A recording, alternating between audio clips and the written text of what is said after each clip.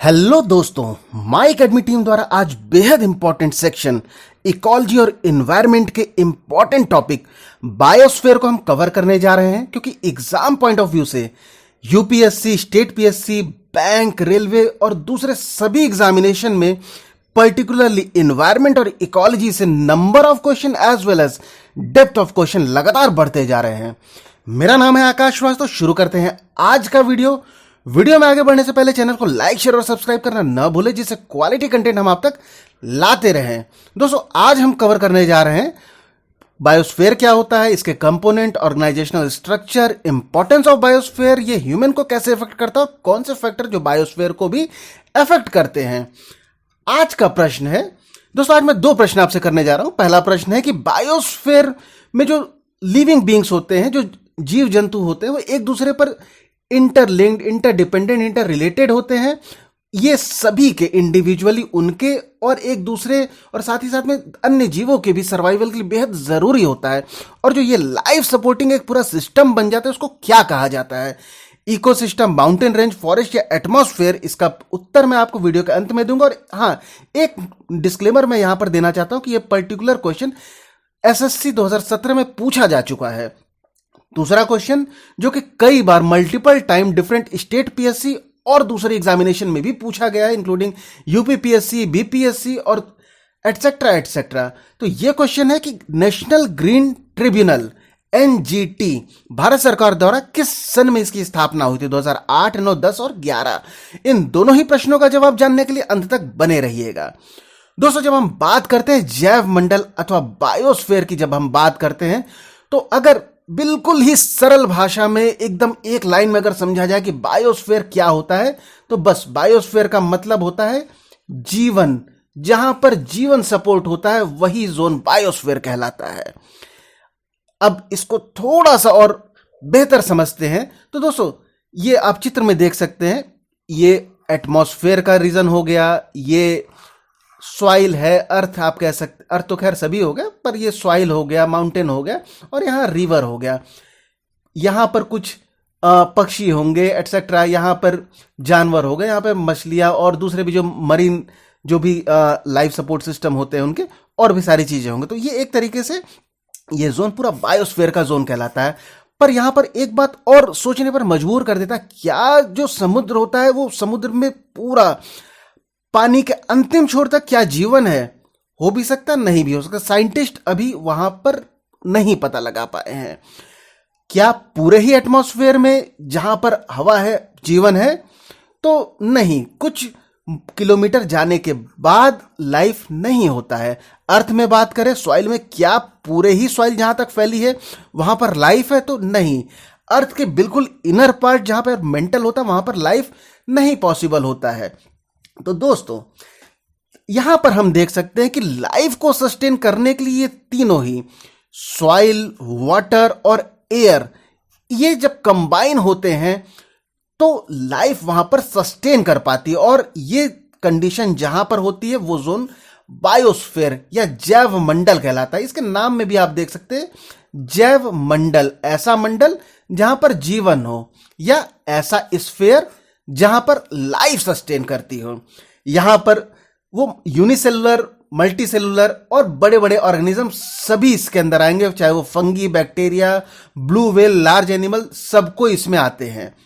दोस्तों, इसको और अगर हम देखते हैं तो जैसे आप इस चित्र में देख सकते हैं, यहां पर डिफरेंट, ये देखिए डियर हो गया, फ्रॉग है, यहां पर चिड़िया है, कोई और जानवर है, मछलियां है, कछुए हैं, कुछ कीड़े मकोड़े हैं, डिफरेंट स्पीशीज है यहां पर।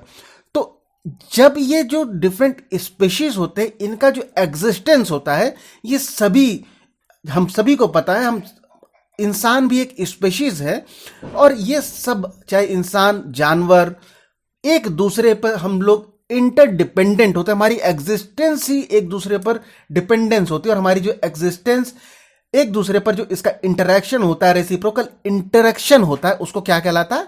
वो इकोसिस्टम कहलाता है। और जो इकोसिस्टम होता है वो जैसे ये एक इकोसिस्टम हो गया, इस तरीके से multiple numerous amount of ecosystem earth पे होते हैं, और वो सारे ही इकोसिस्टम को जब हम एक साथ सम करके कंबाइन कर देते हैं तो दोस्तों वो पूरा एरिया क्या कहलाता है? बायोस्फीयर कहलाता है।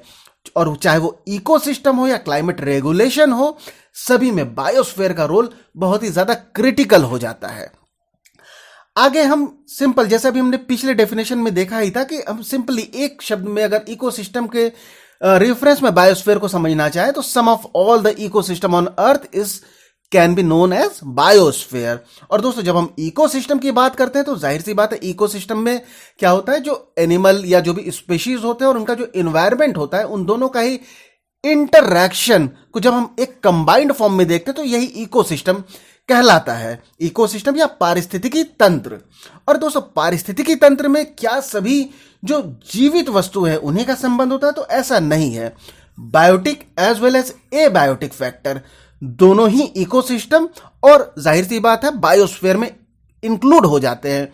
लिविंग में प्लांट, एनिमल, फंगी एटसेट्रा, ये सारी चीज हो गए। और जब नॉन लिविंग या एबायोटिक फैक्टर की जब हम बात करते हैं तो दोस्तों water, sunlight, soil, air, temperature etcetera, ये सारे ही कंडीशन एनिमल और ये कंडीशन एक दूसरे पर, दोस्तों पानी खत्म हो जाए हमारा जीवन खत्म हो जाएगा। सनलाइट के बिना नहीं संभव है, सॉइल के बिना नहीं संभव, एयर के बिना नहीं संभव है, टेम्परेचर के बिना नहीं संभव है।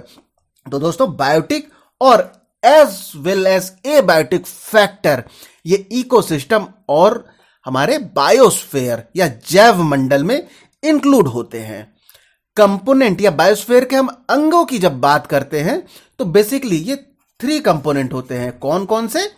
तो दोस्तों पहला कंपोनेंट होता है एटमॉस्फेयर या वायुमंडल, दूसरा लिथोस्फेयर या स्थल मंडल, तीसरा हाइड्रोस्फेयर या जलमंडल। और इन तीनों के ही कॉम्बिनेशन में जहां पर लाइफ सपोर्ट करती है तो वो क्या कहला जाता है? वो बायोस्फीयर या जैव मंडल कहता है। तो आगे चलिए, आगे के हम इसमें समझते हैं। दोस्तों ये बहुत ही इंपॉर्टेंट स्लाइड है, इसको थोड़ा सा ज्यादा ध्यान देकर समझना होगा क्योंकि इसमें बहुत सारे मल्टीपल टर्मिनोलॉजी का इस्तेमाल हुआ और ये सारे ही terms exam point of view से खुद में बहुत इंपॉर्टेंट हो जाते हैं। मैं संक्षेप में सारे टर्म को समझाते हुए चलूंगा।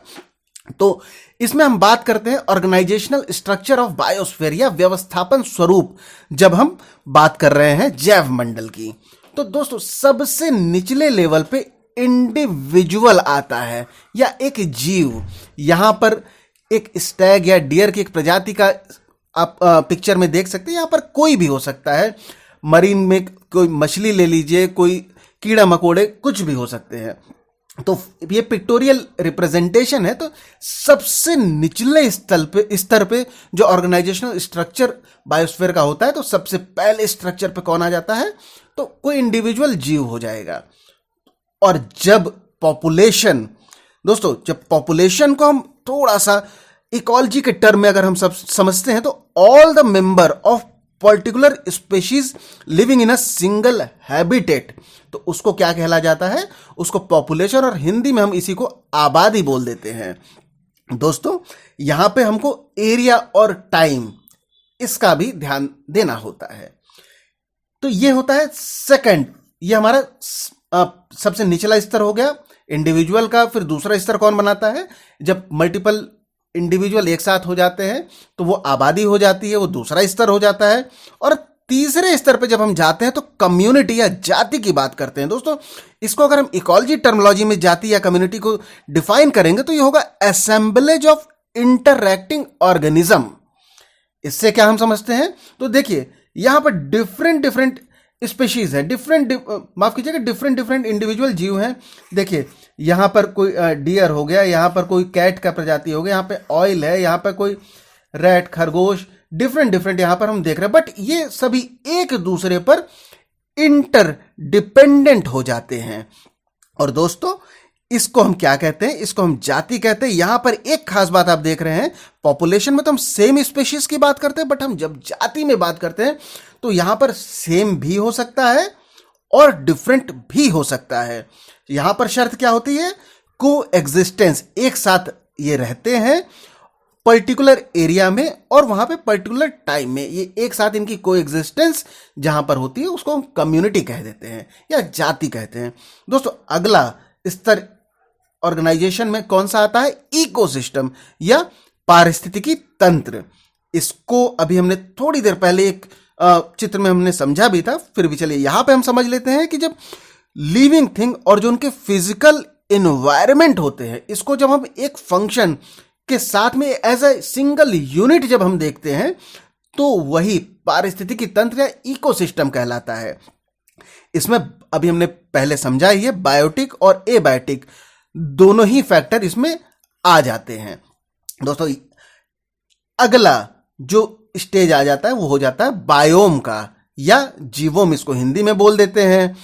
इसको हम लोग बायोम को और क्या क्या बोल देते हैं? बायोम को मेजर लाइफ जोन भी कहा जाता है। मैं यहां पर लिख देता हूं, मेजर लाइफ जोन।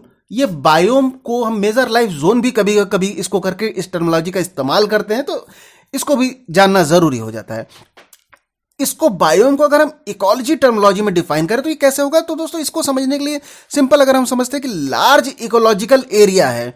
देखिए अभी तक हम बात करते थे जब इंडिविजुअल छोटा एरिया हो गया, पॉपुलेशन थोड़ा बड़ा एरिया हो गया, कम्युनिटी और बड़ा, इकोसिस्टम और बड़ा। बायोम में देखिए जैसे आप ये देख सकते हैं एक पर्टिकुलर कॉन्टिनेंट हो गया या इस तरीके के एरिया, बहुत बड़े एरिया। और वो एरिया कैसे कैरेक्टराइज्ड होते हैं?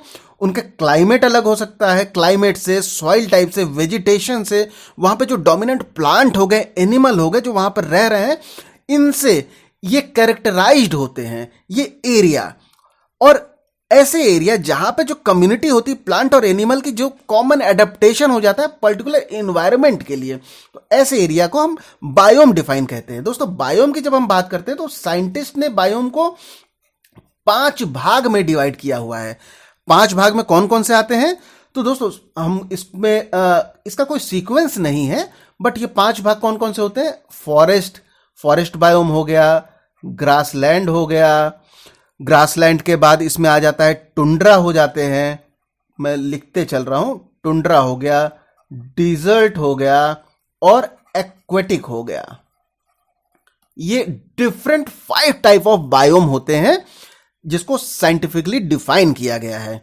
तो और दोस्तों जो जितने भी बायोम पॉसिबल हैं वो सभी को जब हम एक साथ कंबाइन कर देते हैं तो वही हमारा बायोस्फीयर कहलाता है। तो अभी तक हमने इस सारे चित्र को हमने नीचे से ऊपर के स्टेजेस में जाते हुए देखा। इसी को अगर हम अब ऊपर से और नीचे हम आना चाहें तो दोस्तों बायोस्फीयर के हम अंदर जब देखते हैं तो जितने भी बायोम पॉसिबल होते हैं उन सभी का समेशन बायोस्फीयर कहलाता है।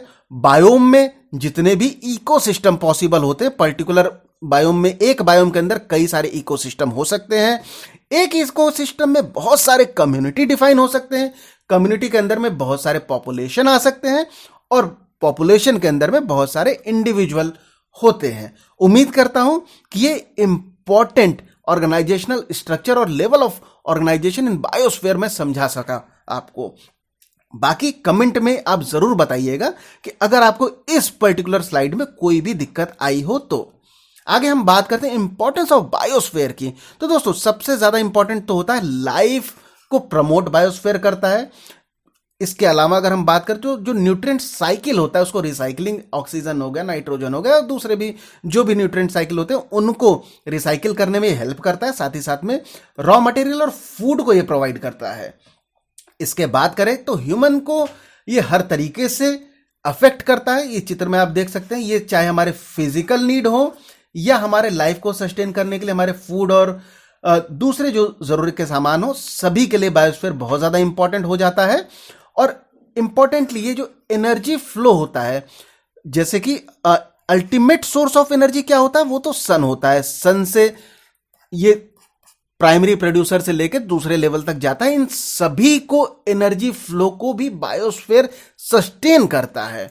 और हम देखते भी हैं, हम जैसे जैसे इंसान जंगलों को काट रहा है, फॉसिल फ्यूल्स, कोयला, तेल, इन सबको ज्यादा से ज्यादा जला रहा है, उतने ही हमारे एनवायरमेंटल इश्यूज सामने आ रहे हैं। ऑक्सीजन लेवल घट रहा है, कार्बन डाइऑक्साइड का लेवल बढ़ रहा है, ग्लोबल वार्मिंग हो रहा है, ग्लेशियर पिघल रहे हैं, एटसेट्रा एटसेट्रा। तो दोस्तों हम देख सकते हैं कि बायोस्फीयर ह्यूमन को मल्टीपल तरीके से और हमारे सर्वाइवल के हर एक एंगल को अफेक्ट करता है। आगे बायोस्फीयर को अगर हम देखें कौन से फैक्टर अफेक्ट करते हैं, तो इसमें climate, humidity, precipitation, temperature, erosion etcetera आते हैं। और जब ये फैक्टर अफेक्ट होते हैं तो vice versa human beings included जितने भी सारे स्पीशीज होते हैं वो सारे ही सारे मॉलिक्यूलर लेवल तक जाके अफेक्ट होते हैं। दोस्तों हमने देखा कि बायोस्फीयर खुद में क्या है, इसके डिफरेंट लेवल क्या है, कंपोनेंट क्या है, बायोस्फीयर कैसे इंपॉर्टेंट होता है, किन किन फैक्टर से अफेक्ट होता है, ह्यूमन को कैसे अफेक्ट करता है।